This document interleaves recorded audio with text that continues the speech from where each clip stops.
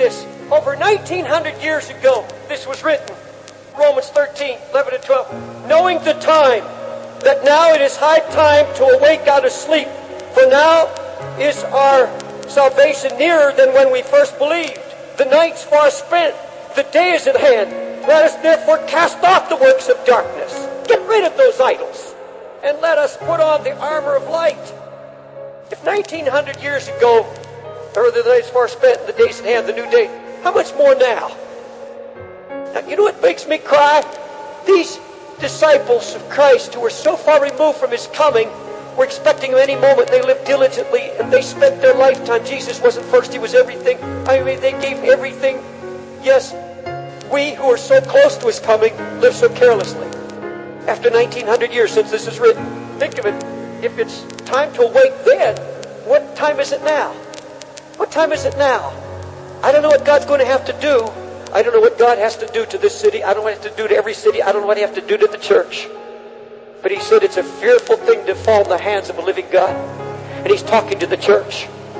He said it's a frightful thing. We're not taking it frightful. We've created a God in our concept. We have a concept of God that He's just so loving. He's so merciful. Yes, He is to those who follow Him in righteousness.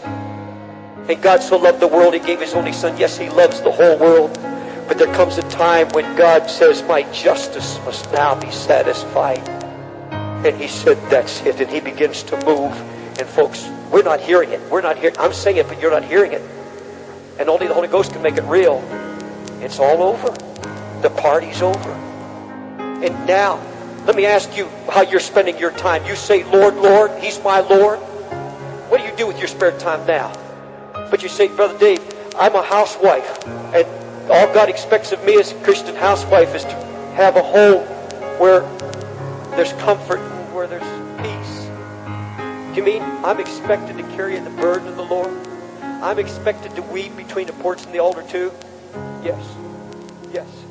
You say, I've done my part. No. I'm saying that we haven't done our part.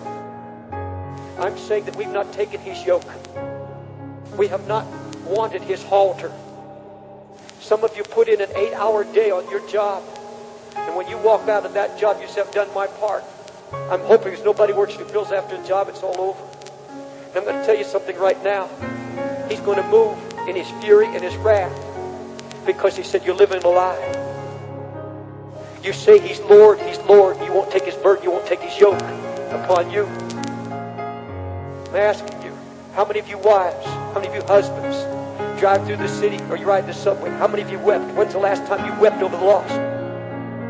Have you grown so accustomed to it, it doesn't move you anymore? I've been in this city now for 30 years and it's moving me now more than it's ever moved me before because I'm getting the burden of the Lord. I'm realizing that it's not enough just to go out and pass out literature. It's not just enough to have a job for Jesus. I've got to have His Spirit upon me, His brokenness. I've got to be able to pray, oh Lord, do something in my heart. I'm just not an errand boy. I want your heart. I want you to break me. I don't want to tell the world that He's my Lord and live a lie. Because I'm not praying, I'm not weeping. Are you reading it? Are you digging into it? That's what God said to us, to go deeper in this Word. You have time. You say you don't have time. Yes, you have time for everything else.